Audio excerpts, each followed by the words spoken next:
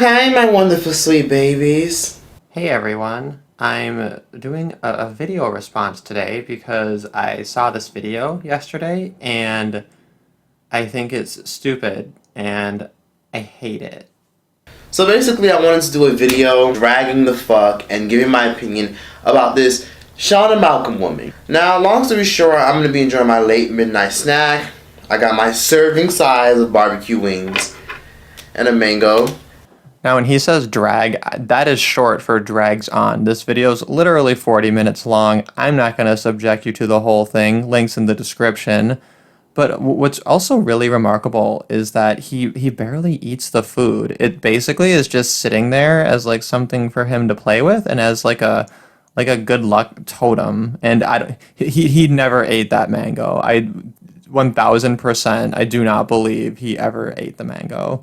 Now, long story short, if you guys don't know who Shauna Malcolm is, she's basically infamous and known for doing parodies and skits. She basically came up when the internet was a different place. Like, y'all remember when the internet was on the rise back in 2010, 2008? Back when people were doing cringy videos with their webcams, stupid-ass videos, and chat rooms and MSN. Like, if you're older than the age of 20, more than likely, you probably have seen the internet change to what it is. But if you're a teenager, you probably don't know what the fuck I'm talking about or why the internet was so controversial back then. And I guess he might be too young to remember that the internet was popular before 2008.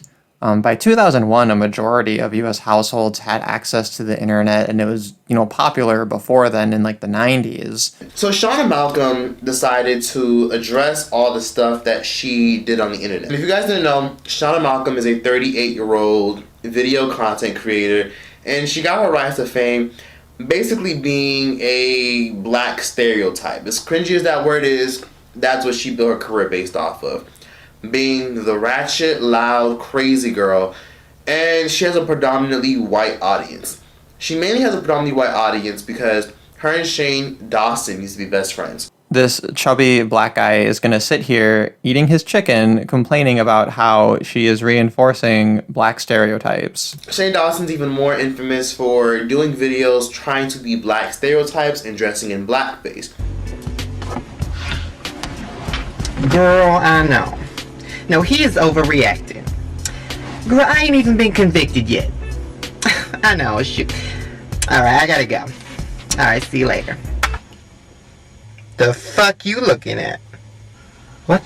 No, Homie, I'm just playing. You white people get so scared so quick.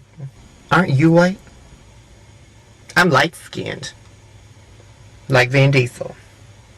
See, you could just be a normal person and understand that that's objectively very funny, and also that there's nothing wrong with blackface whatsoever.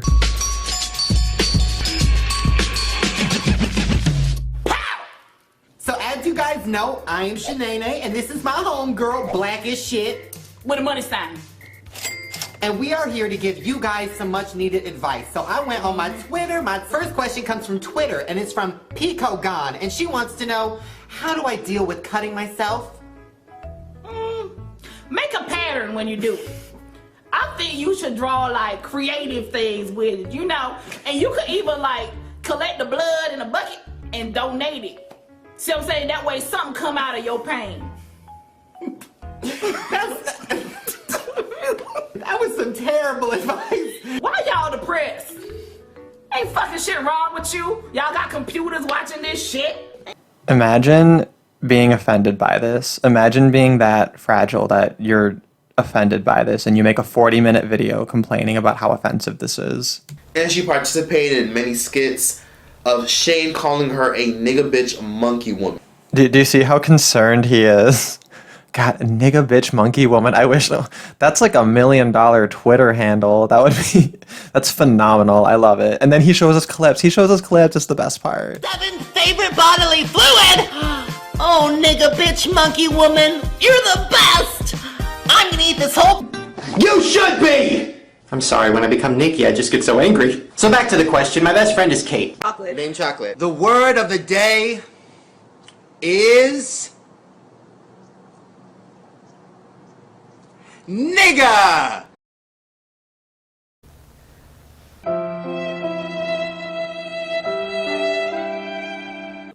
think of a single thing on this planet that is so sacred that it can't be targeted in a well-executed joke. Meaning, whether it's genocide, homicide, matricide, patricide, infanticide, abortion, famine, rape, murder, adultery, whatever the thing is, for me, there's nothing so sacred that a well-executed joke about it is problematic for me. If you're being true and if you're being authentic, you have to experiment and try to find where that line is. But I also knew that it wasn't my friend talking to me like that. That was a character talking to a character in a scene. I thought it was hilarious that this confident, successful young guy who was my friend was afraid of a word. I'm like, is this a word? And he didn't call me nigger. He called me nigga. Bitch, are you dumb or are you dumb?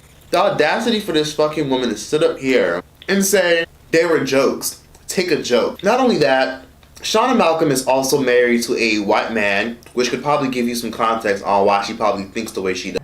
Two arguments she made in that clip were that these things in their context are jokes or they're presented as characters, so you can't present them at face value, which is true. It's indisputably true. The second point she made was that if you're making something creative, you have to experiment to know where the line is. And that also seems, I think, indisputably true and a pretty reasonable standard. So his response to this was to say, identifying a joke as a joke correctly is a hate fact. Identifying a character as a character, or a skit as a skit, or a scene as a scene, those are hate facts. And fuck this bitch because she married a white man. She's also known for making an infamous song called Brush Your Tongue, Nigga. Or your ass might hear. It's time to brush your tongue, nigga. Front to back, nigga. Brush your tongue, nigga. And that song was so popular that inspired many other white people to get on camera and sing the lyrics. I've made countless videos explaining how I approach the relationship between words and meaning, and when you approach it in that way, it really shuts down all these arguments that words have inherent objective meaning. Rather, they have subjective objective meaning, or meaning that could be called objective but relative, and it's based on the intention of the person using the word, which is to say that any word could literally mean anything in the right context. Now, of course, there are grounds for criticizing people's word use on the basis usually of clarity or of tone.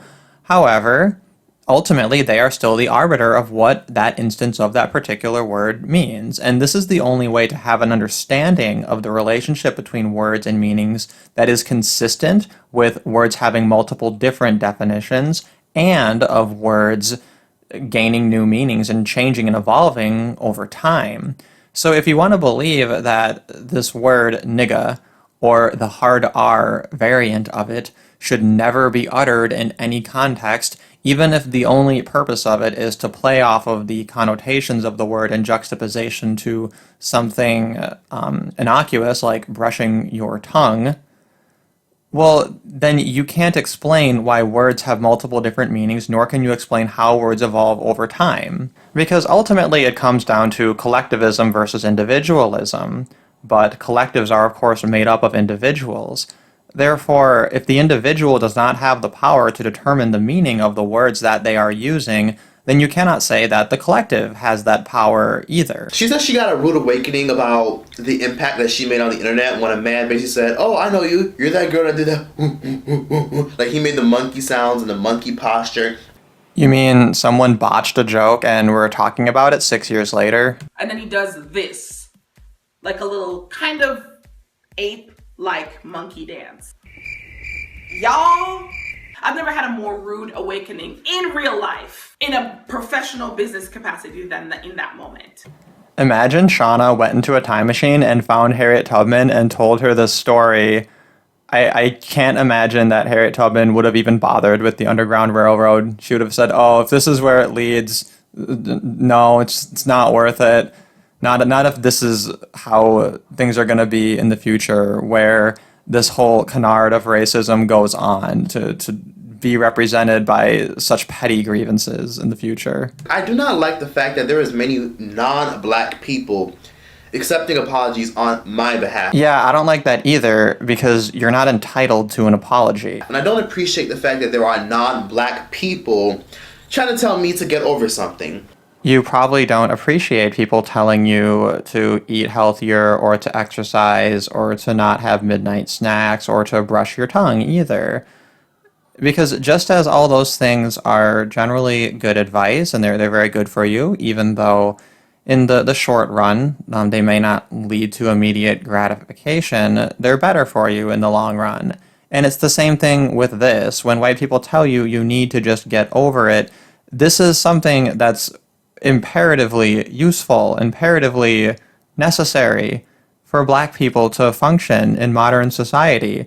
You have to drop this entitlement to deciding what the meaning of other people's words are arbitrarily, and this entitlement for people to kowtow to your childish demands. It's absolutely ridiculous, and frankly, you should apologize for perpetuating this ridiculous societal norm that has programmed into black people a 2-syllable self-destruct chimp out button. It's absolutely pathetic, and you need to get over it. When it comes to getting over it, it just shows how disrespected black people are in the media. Wow, it's almost as though when your expectation is set to the standard of black supremacy, then you're going to perceive that you're disrespected. Imagine that. And when it comes to just get over it, people don't understand the damage that really does. Just get over it, because I'm not walking around saying, oh, well, Jews need to get over the Holocaust.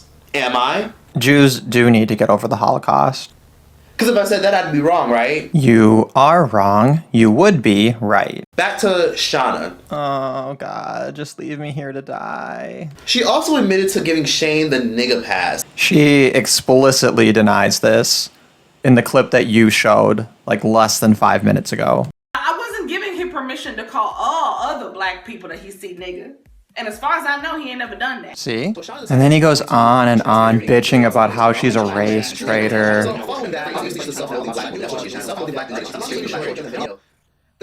He whines about this stupid scene where she plays Harriet Tubman having sex with her master and then trying to blackmail him.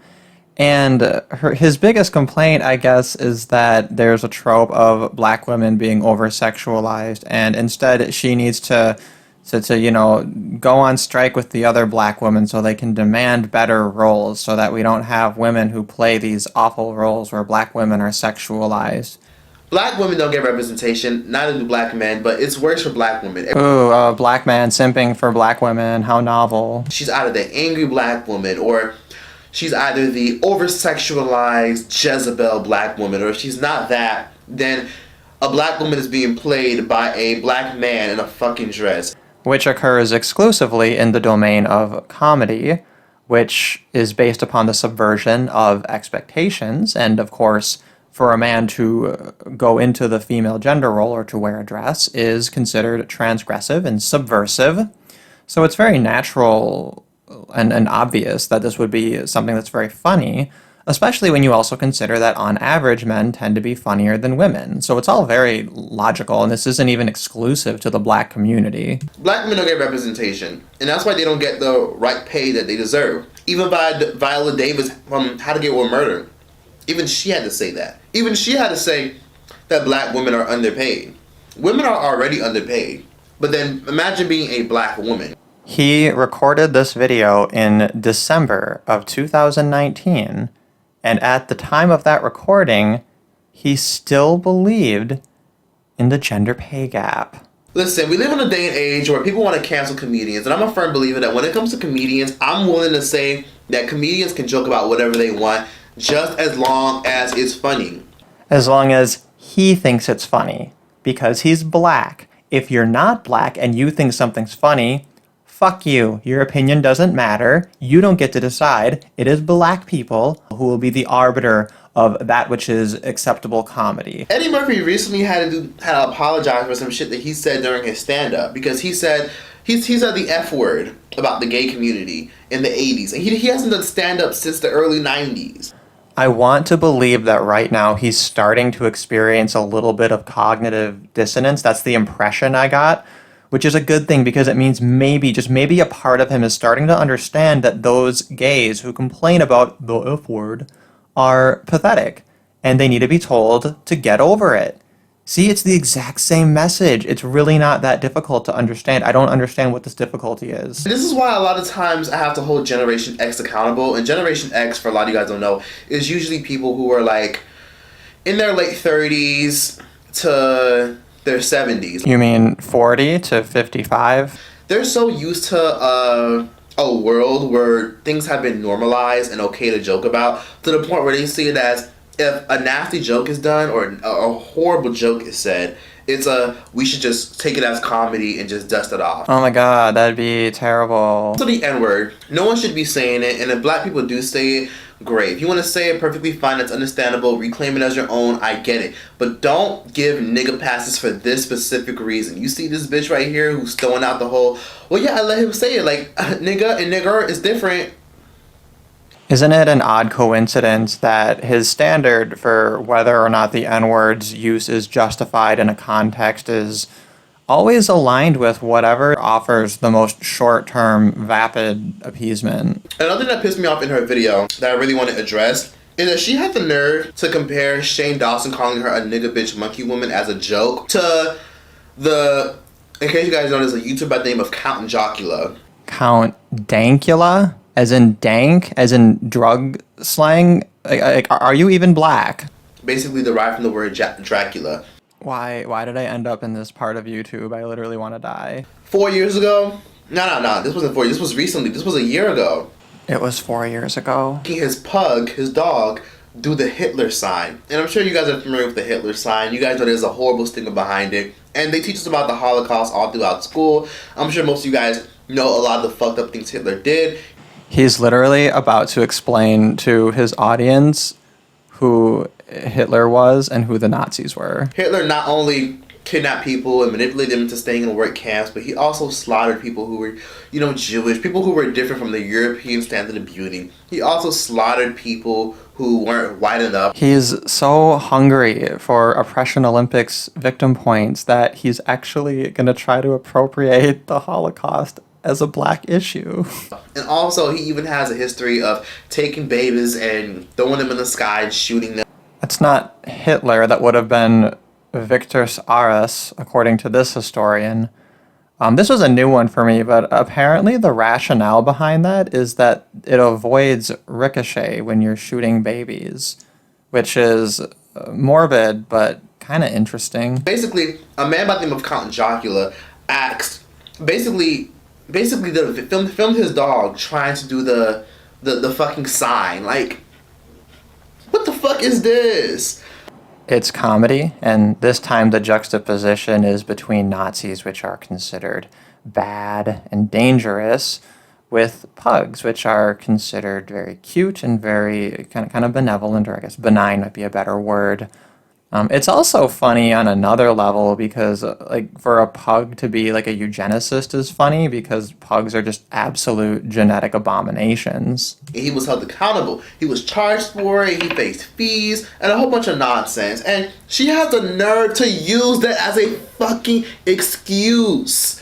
He actually believes that that was a reasonable consequence for what Count Dankula did.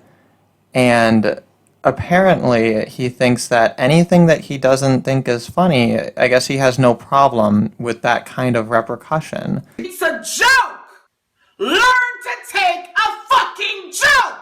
People like this are exactly what's wrong with the black community. Because I for damn sure don't ever go around telling Mexicans or Latinos of any background, hey, y'all shouldn't even find what Trump says offensive. Like, y'all shouldn't find what he says offensive. Like, Trump has an opinion. Like, it's not that deep. Like, y'all Latinos are so sensitive.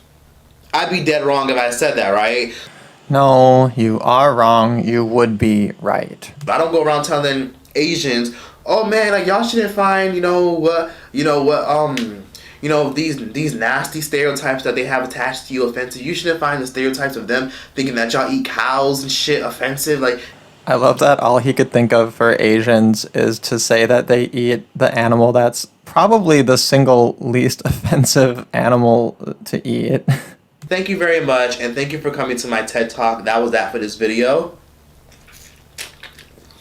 I'm gonna go fuck up my mango.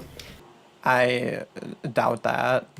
So there you have it. The moral of the story is that when they come for you to unperson you, to fine you, or to jail you based on your wrongthink, you have people like him to thank.